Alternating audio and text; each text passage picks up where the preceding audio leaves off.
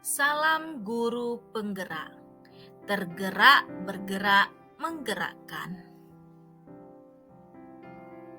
Assalamualaikum warahmatullahi wabarakatuh. Perkenalkan, nama saya Marliana SPD SMK Negeri 1 Lunga, CGP Angkatan 7. Marilah sama-sama kita menyaksikan jurnal saya, yaitu Jurnal Refleksi Dwi Mingguan Modul 2.1 Pembelajaran Sosial dan Emosional.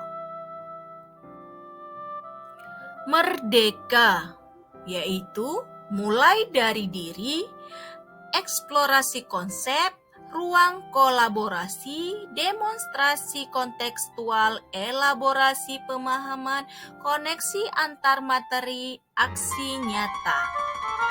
Berikut beberapa kegiatan calon guru penggerak, yaitu kegiatan dimulai dengan mengerjakan soal pretest di LMS.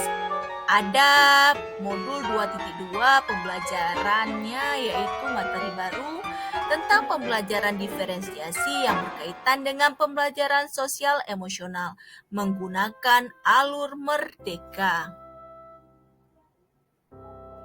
Nah, kita mari perhatikan apa itu refleksi modul 4C. Yang pertama adalah connection. Apa keterkaitan materi yang didapat dengan peran sebagai CGP? Kemudian, challenge. Adakah materi atau ide dari narasumber yang berbeda dengan praktek yang dijalankan selama ini? Kemudian, konsep. Ceritakan konsep utama dan pentingnya dipelajari untuk terus dibawa selama menjadi CGP atau bahkan setelah menjadi guru penggerak. Kemudian cek apa perubahan yang ingin dilakukan setelah mendapatkan materi ini. Connection. Pada modul 2.2 ini saya mempelajari tentang pembelajaran sosial dan emosional, yakni pembelajaran yang dilakukan secara kolaboratif oleh seluruh komunitas sekolah yang memungkinkan anak dan orang dewasa di sekolah memperoleh dan menerapkan pengetahuan, keterampilan, dan sikap positif mengenai aspek sosial dan emosional, di mana materi ini sangat erat kaitannya dengan peran saya sebagai calon guru penggerak. Dalam modul ini, saya dikenalkan tentang 5 kompetensi sosial dan emosional dan bagaimana implementasinya dalam pembelajaran kesadaran penuh dan kesejahteraan psikologi.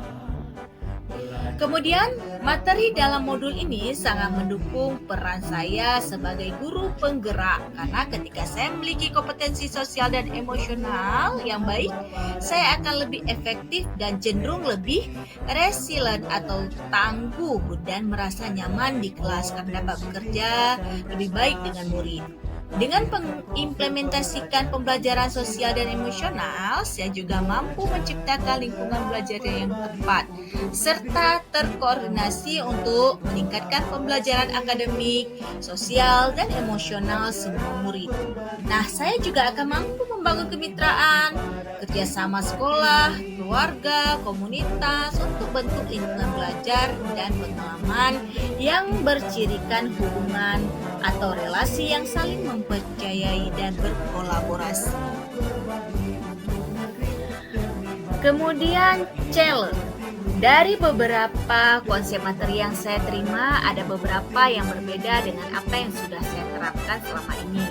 Di antaranya, yang pertama, sebelum mempelajari modul ini, saya berpikir bahwa pembelajaran sosial dan emosional adalah pembelajaran tentang sopan santun atau bagaimana cara berperilaku seorang anak kepada orang yang lebih tua maupun teman sebayanya. Ternyata bukan demikian.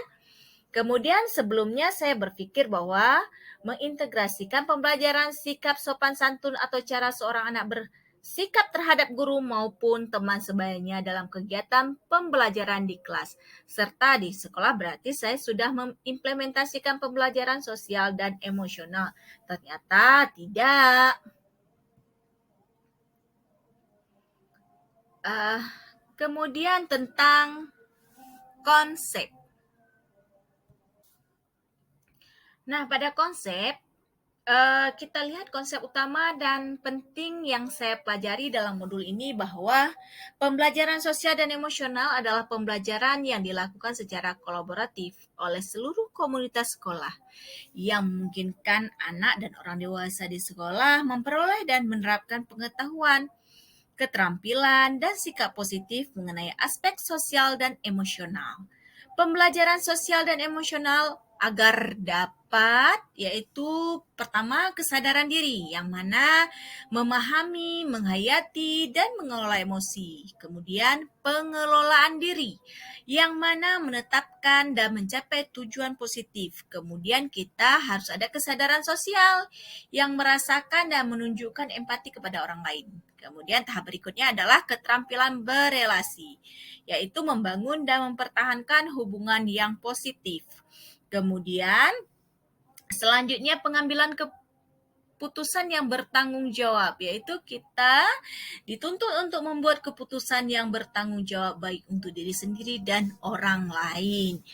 Nah, kemudian pembelajaran sosial dan emosional ini dapat dicapai dengan melalui 3 cara, yaitu yang pertama, menciptakan lingkungan belajar, yaitu penciptaan lingkungan belajar yang tepat serta berkoordinasi untuk meningkatkan pembelajaran akademik, sosial, dan emosional semua murid. Yang kedua, yaitu kemitraan kerjasama sekolah, keluarga, komunitas untuk bentuk lingkungan belajar dan pengalaman yang bercirikan hubungan atau relasi yang saling mempercayai dan berkolaborasi. Kemudian yang terakhir adalah kurikulum dan pembelajaran yang jelas dan bermakna, serta mengevaluasi secara berkala. Kemudian pembelajaran sosial dan emosional akan memberikan fondasi yang kuat bagi murid untuk dapat sukses dalam berbagai area kehidupan mereka di luar akademik termasuk kesejahteraannya nanti. Setelah mempelajari modul ini, saya merefleksikan diri saya yang ternyata pada modul ini saya belum memahami sepenuhnya apa itu pembelajaran sosial dan emosional dengan baik. Nah, untuk kedepannya saya akan menerapkan perubahan-perubahan baik di kelas maupun di sekolah. Di kelas, saya akan memudayakan dan mengintegrasikan pembelajaran sosial dengan pembelajaran emosional dalam setiap pembelajaran yang saya laksanakan. Misal, membuat roda emosi di kelas yang akan diisi siswa setiap pagi. Kemudian, setelah pembelajaran, saya juga akan menampilkan roda emosi tersebut untuk melihat bersama anak-anak bagaimana bentuk emosi mereka setelah pembelajaran. Kemudian saya mengajak siswa untuk menghadirkan mindfulness dengan teknik stop. Kemudian saya lanjutkan dengan pembelajaran dilaksanakan secara individu dan berkelompok secara seimbang sehingga mampu mengembangkan 5 kompetensi sosial dan emosional.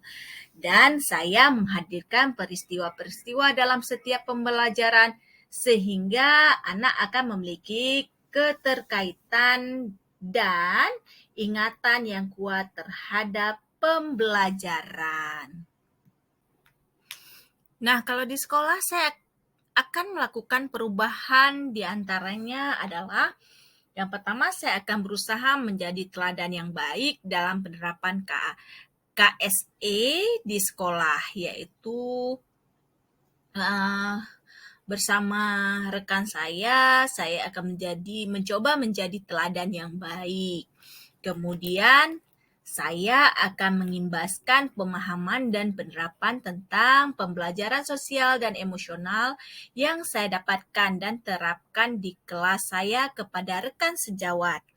Kemudian, saya juga akan berkolaborasi dengan teman sejawat dalam penerapan dan pembudayaan kompetensi sosial dan emosional di sekolah. Misal, yang pertama membuat kesepakatan bersama, kemudian membuat komunitas belajar profesional, kemudian membuat sistem mentoring rekan sejawat, kemudian mengintegrasikan kompetensi sosial emosional dalam pelaksanaan rapat. Misalkan ada rapat-rapat kecil.